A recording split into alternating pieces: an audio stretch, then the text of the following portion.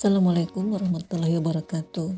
Para siswa, apa kabar? Jumpa lagi dengan Ibu pada pembelajaran bahasa Indonesia. Materi kali ini adalah tentang ceramah ya. Nah, setelah selesai pembelajaran, diharapkan kalian bisa menganalisis informasi berupa permasalahan aktual yang disajikan dalam ceramah. Kemudian yang kedua, bisa menganalisis isi, struktur, dan kebahasaan dalam ceramah. 3. Menyusun bagian-bagian penting dalam permasalahan aktual sebagai bahan untuk disajikan dalam ceramah. Dan terakhir, mengonstruksi ceramah dengan memperhatikan aspek kebahasaan dan struktur yang tepat. Baik, kita mulai dari pengertian ya.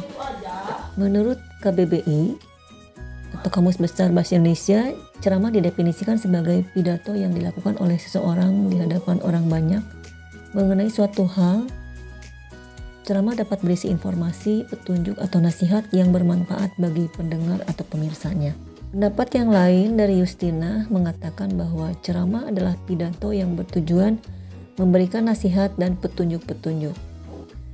Sedangkan menurut Ramadan, ceramah merupakan pengungkapan pikiran dalam bentuk kata yang ditujukan pada banyak orang atau audiens. Ceramah disampaikan dengan berbicara di depan untuk menyampaikan pendapat atau memberikan suatu gambaran mengenai suatu topik bahasan. Sedangkan dari buku Kemendikbud tahun 2017 dikatakan bahwa ceramah adalah pembicaraan di depan umum yang berisi penyampaian informasi, pengetahuan, dan sebagainya. Nah, dari beberapa pendapat para ahli, silakan kalian simpulkan sendiri ya definisi dari ceramah itu. Nah, sedangkan tujuan ceramah yang pertama adalah memengaruhi audiens. Yang kedua, memberikan informasi. Yang ketiga, menyenangkan orang lain. Yang keempat, menciptakan suasana kondusif. Dan yang kelima, mempermudah komunikasi. Ceramah itu dapat dibedakan menjadi dua, yaitu ceramah umum dan ceramah khusus.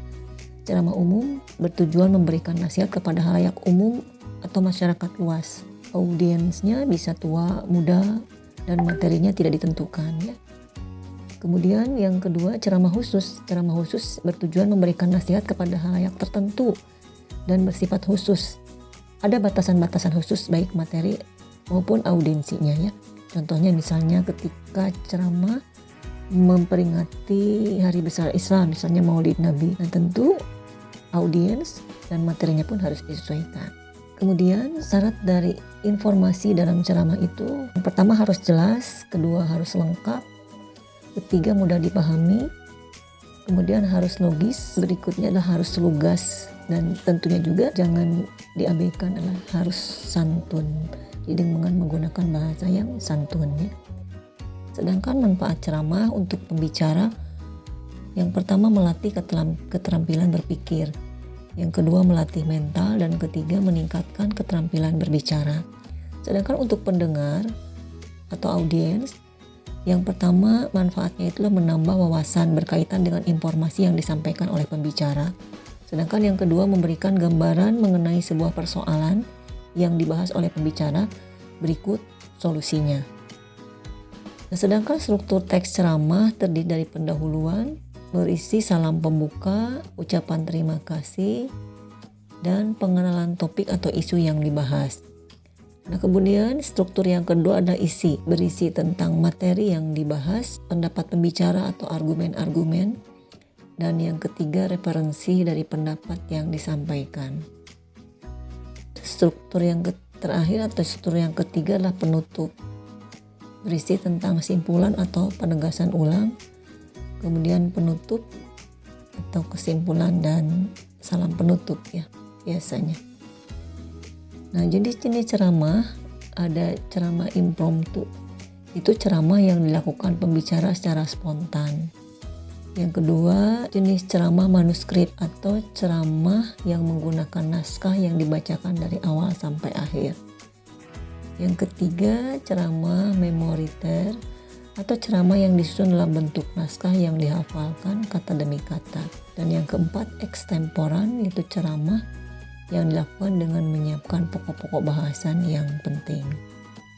Sedangkan kaidah kebahasaan dalam teks ceramah yang pertama adalah kata ganti, kata teknis, konjungsi sebab akibat, konjungsi syarat, fundamental dan kata persuasif. Nah, kata ganti itu ada kata ganti orang pertama dan orang kedua. Kata ganti orang pertama tunggal, misalnya saya atau aku. Kata ganti orang pertama jamak, kami atau kita. Kata ganti orang kedua tunggal, misalnya Anda, kamu. Kata ganti orang kedua jamak, misalnya kalian, hadirin, bapak-bapak, anak-anak, dan sebagainya. Atau kalau dalam ceramah biasanya saudara gitu ya, saudara-saudara gitu ya. Nah, kemudian yang dimaksud dengan kata teknis adalah kata-kata atau istilah yang bersifat ilmiah, tentunya yang berkaitan dengan topik atau tema ceramah. Kemudian dalam teks ceramah juga ada konjungsi ya, konjungsi sebab, akibat, dan syarat ya. Konjungsi sebab misalnya sebab, karena, oleh karena itu. Konjungsi akibat misalnya sehingga dan akibatnya. Konjungsi syarat contohnya jika, apabila, kalau ya. Nah, kemudian kaidah kebahasan berikutnya adalah kata kerja mental ya, kata kerja yang mengekspresikan sikap atau respons seseorang terhadap suatu tindakan, pengalaman, atau keberadaan. Misalnya memprihatinkan, memperkirakan, menduga, dan lain-lainnya. Kemudian kaidah kebahasan yang berikutnya adalah kalimat persuasif atau kalimat ajakan ya. Misalnya contohnya kata-kata persuasif itu hendaklah, sebaiknya, diharapkan, perlu, harus, dan lain-lain. Nah, setelah mengetahui tentang struktur dan kaidah kebahasaan teks ceramah, nah diharapkan setelah itu kalian bisa mengonstruksi sebuah teks ceramah ya. Nah, bagaimana langkah-langkah mengonstruksi atau menulis teks ceramah sebagai berikut ya. Yang pertama, tentukan temanya dulu, tentang apa gitu ya. Kemudian rumuskan tujuannya itu untuk apa. Kemudian yang ketiga, mencari dan mengumpulkan informasi sesuai dengan tema yang kita ambil tentunya ya. Kemudian yang keempat, menyusun kerangka teks ceramah. Yang kelima, mengembangkan kerangka menjadi teks ceramah. Dan yang terakhir, menyunting teks ceramah. Nah, demikian materi tentang ceramah. Mudah-mudahan setelah selesai pembelajaran ini kalian bisa memahaminya dan bisa membuat sebuah atau mengonstruksi sebuah teks ceramah. Sekian pembahasan dari Ibu. Terima kasih. Wassalamualaikum warahmatullahi wabarakatuh.